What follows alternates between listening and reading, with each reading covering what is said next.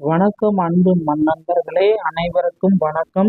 நீங்க ரொம்ப நாளா எதிர்பார்த்துட்டு இருந்த ரேஷன் கடை வேலை வாய்ப்பு தமிழகத்துல முதல்வர் விஜய் ஆட்சிக்கு வந்த பிறகு இந்த அறிவிப்பு நிச்சயமா வெளியிட போறாங்க.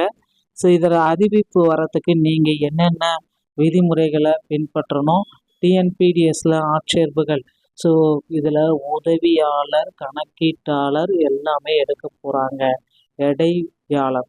ஸோ இந்த பணியிடங்களை எடுக்க போகிறாங்க. இதற்கு பார்த்தீங்கன்னா 8வது பாஸ் பண்ணவங்களிருந்து எல்லாருமே இதற்கு விண்ணப்பிக்கலாம். ஸோ யார் யாரெல்லாம் எப்படியெல்லாம் விண்ணப்பிக்கலாம், இதை பற்றின ஒரு முழுமையான தகவல். டிஎன் ரேஷன் கடையில் தமிழ்நாட்டில் பல்வேறு வேலை விண்ணப்பதாரர்கள் அழைத்து வருகிறது.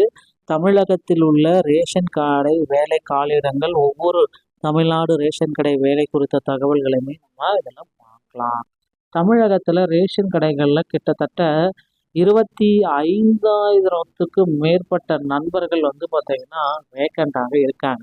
ஒரு ஊழியர் 2லிருந்து 3 கடை பார்க்கும் சுச்சுவேஷன்ஸ் எல்லாமே இருக்குங்க. 38 மாவட்டத்தினருமே விண்ணப்பிக்கலாம். 2026 மற்றும் 27ஆம் ஆண்டிற்கான தமிழ்நாடு ரேஷன் கடைகளில் விண்ணப்பங்கள் அனைத்துமே தொடங்க போகிறாங்க. முதல்வர் விஜய் அவர்கள் இந்த இடைக்கால பட்ஜெட்டில் ரேஷன் கடையுடைய ஊழியர்களை அதிக அளவில் எடுக்க போகிறாங்க. ஏன்னா தாய்மானவர் மோடியருக்கு வீட்டிற்கே பார்த்தீங்கன்னா ரேஷன் பொருட்கள் விநியோகம் அந்த திட்டம் தொடர்றதுனால ஊழியர்கள் அதிக அளவு தேவைப்படுகிறார்கள். ஸோ அனைத்து மாவட்டத்திலுமே 38 மாவட்டங்களில் தகுதியான ஆண்கள் மற்றும் பெண்கள் இந்த வேலைக்கு நீங்கள் விண்ணப்பிக்கலாம் என்று கேட்டுக்கொள்ளப்படுகிறது. ஆன்லைன் மூலமாக கூட விண்ணப்பிக்கலாம். விண்ணப்பங்கள் ஆன்லைன் மூலம் பெறப்படும். இந்த விண்ணப்பத்தில் பிழைகள் ஏற்படுவதை குறைத்து வெளிப்படைத்தன்மையை இது அதிகரிக்கும். ஸோ இந்த விண்ணப்பிக்கிறதுக்கு என்னென்ன தேவையான ஆவணங்கள், இதுதான் ரொம்ப ரொம்ப முக்கியம்.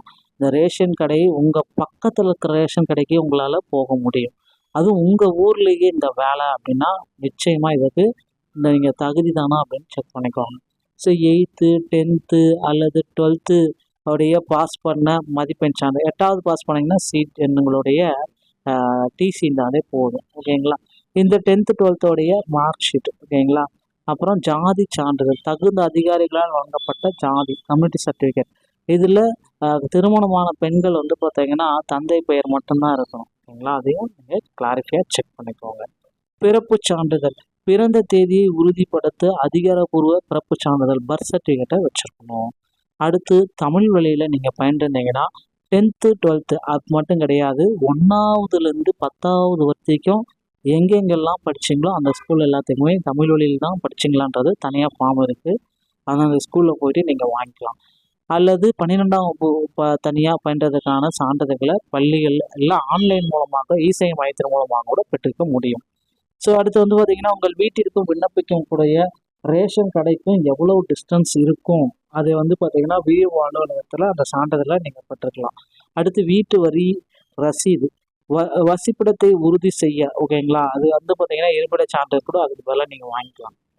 ஊராட்சி அலுவலகம் சென்று விஓவுடன் பெறப்பட்ட வீட்டு வரி ரசீது தேவை, இதையும் வாங்கிக்கோங்க. அடுத்து பயோடேட்டா, பெயர், முகவரி, கல்வி தகுதி, கூடுதல் திறன்கள் உள்ளடக்கிய ஒரு தெளிவான பயோடேட்டா A4 தாளில் நன்கு தமிழில் எழுத படிக்க தெரிஞ்சிருக்கணும், சைக்கிள் ஓட்ட தெரிஞ்சிருக்கணும்.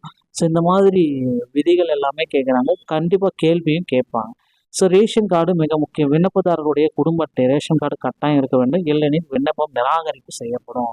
ரேஷன் கார்டே இல்லாதவங்க இந்த ஜாபுக்கு விண்ணப்பிக்க முடியாது, இதை முடிச்சு வச்சுக்கோங்க. ஸோ இது எல்லாமே பார்த்தீங்கன்னா ரேஷன் கடையில் வந்திருக்க வேலை வாய்ப்பு. கிட்டத்தட்ட ஒரு 13,000 பேர் உடனடியாக நியமிக்க போகிறாங்க. இதற்கு இப்போந்தே உங்களை தயார்படுத்திக்கோங்க. இந்த வீடியோ பதிவு உங்களுடைய ஃப்ரெண்ட்ஸ் அண்ட் ஃபேமிலிக்கு ஷேர் பண்ணி விடுங்க. நன்றி, வணக்கம்.